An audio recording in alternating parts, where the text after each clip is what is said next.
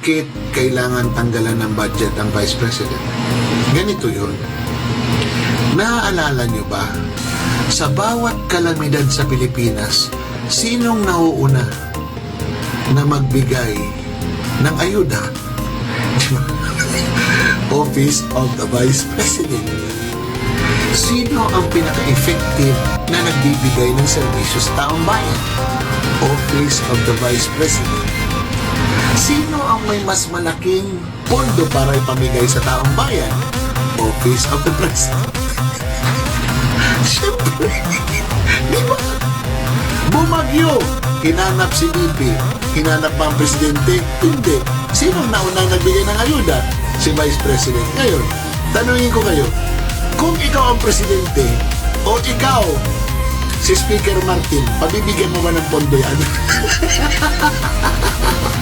Siyempre hindi! Di ba?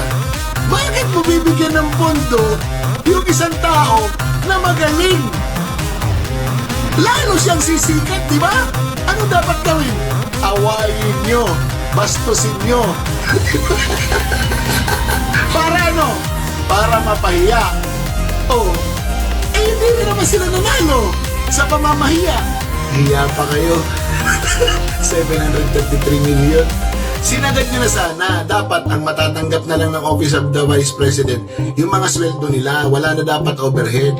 Kahit pambili ng papel, wala na dapat.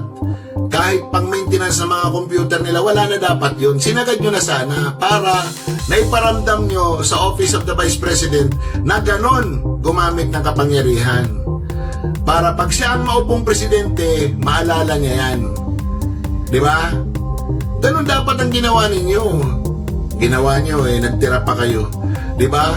Tapos sasabihin mo hindi pa final yun. I-final nyo na! Sina-challenge ko kayo, i-final nyo na. Gawin nyo na lahat. Bakit? Dahil napahiya kayo? Naka-ready kayong ipahiya yung Vice President tapos hindi kayo pinuntahan. Ano nangyari sa inyo? Nagmukha kayong lahat tanga. I-demand nyo yung presence niya. Presence niya para ano? Para insultuhin nyo. Dinemand nyo ba yung presence ng Pangulo para sa budget niya? Di ba? Isipin nyo naman yun. Matatalino kayo, mga honorable kayo. Bakit ganyan yung asta nyo? Di ba? Para kayong mga bata. Sobra pa sa mga bata. Di ba? Ayaw nyo na napapahiya kayo. Pero gusto nyo na mamahiya kayo. Di ba? Puro na lang kayo politika. Puro na lang kayo project. O dyan, magsama-sama na kayo dyan. Antayin na lang namin na mag-presidente si Sara Duterte.